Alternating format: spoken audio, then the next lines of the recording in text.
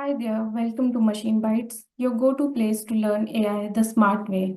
So far, we have learned what AI is, what are its subfields, and then we had an overview of different types of machine learning algorithms on the basis of how much supervision is required to train the model. In today's video, we will learn about the machine learning algorithm categories on the basis of whether they can learn incrementally or not. So if an algorithm can learn incrementally, we will say it is online learning algorithm. If it cannot learn incrementally, then that is called batch learning. In today's video, we will learn about these two learning mechanisms.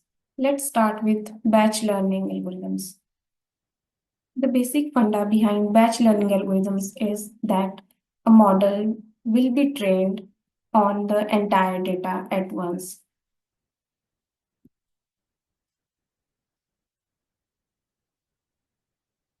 Let's understand this further. Now, if you have some training data, say this is your data, this data will be provided to a model to train it. So this particular model will be trained over this data. Then we will evaluate the model. And if the results are satisfactory, then we will deploy it into the production. If not, then we will again work on the modeling part. So this is how a batch learning algorithms work.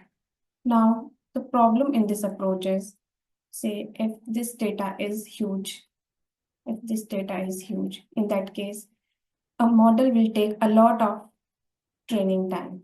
So the training time is one disadvantage.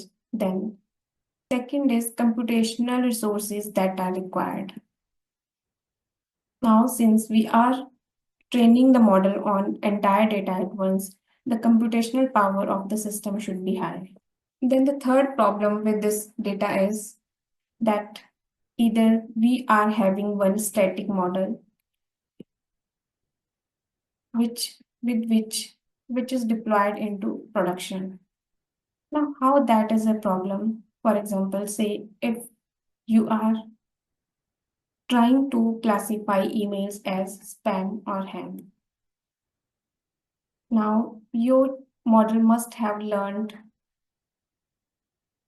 some specific words which needs to be categorized as spam. For example, offer, free, credit card, and and so on.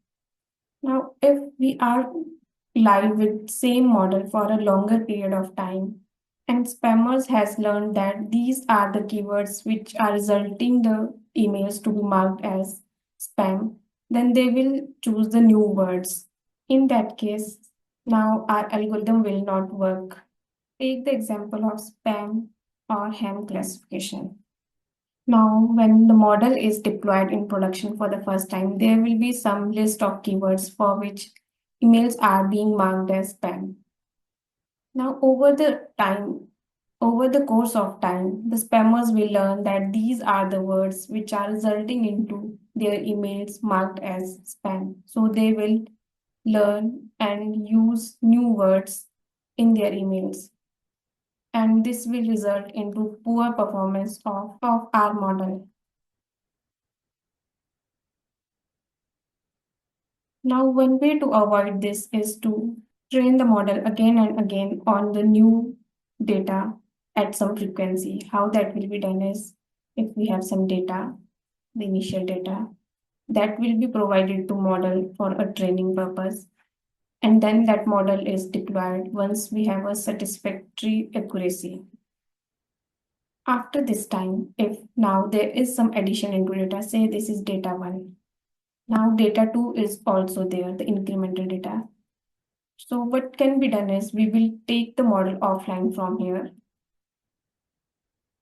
We will take data 1, which is this data, plus data 2, which is the data newly generated. The model will be trained on this data and then deployed again.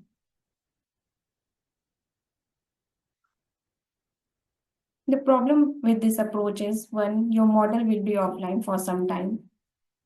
Second problem is now we have to train the model again on entire data.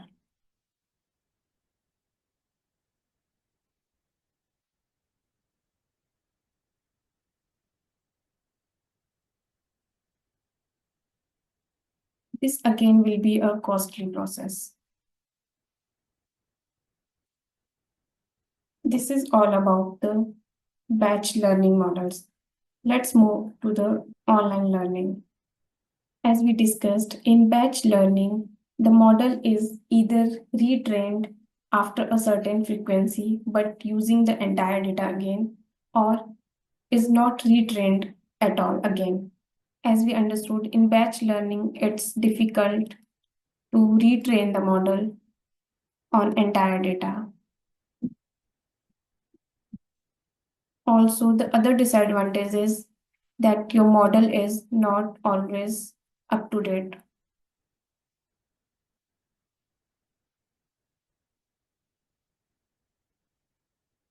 For example, say if you are using either YouTube or Instagram,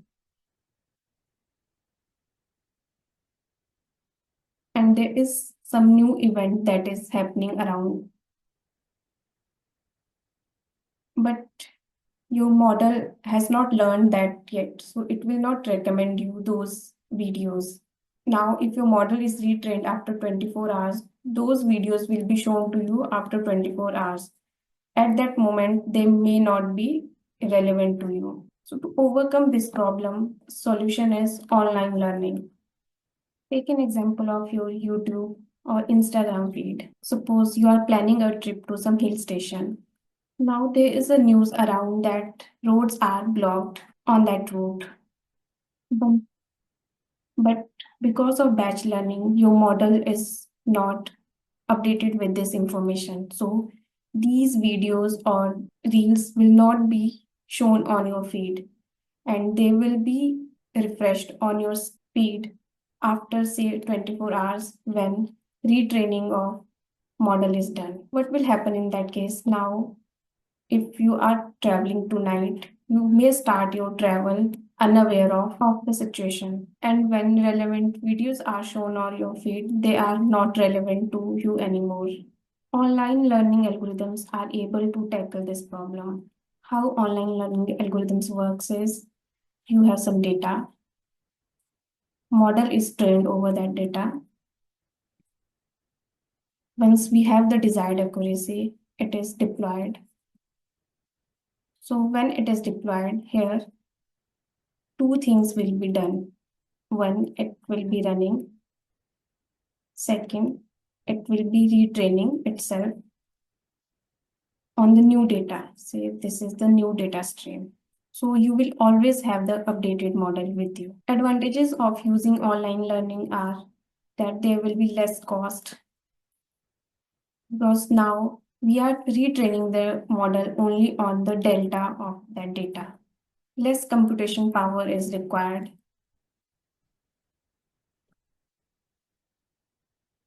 Then faster trainings will happen. You will have better performing model. There are some issues with online learning model also. These are because we are updating the model frequently, so model will tend to forget the past information and learn the new one. This is called learning rate.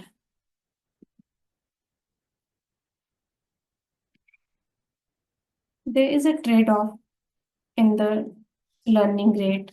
At what rate you want to forget the past info and learn the new ones. If the model is updated too frequently, then it may learn the noise from the new data and may forget the relevant old data if model is updated too frequently. But if the learning rate is very low, if learning rate is low, that is model is trained less frequently. In that case, our model may not perform well for new data points.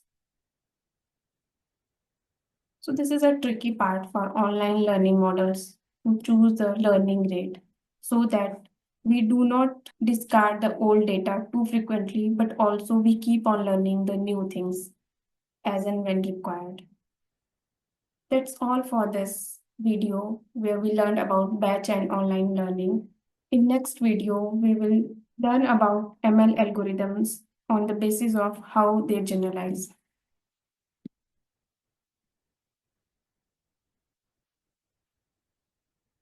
Thank you so much. Take care. Bye.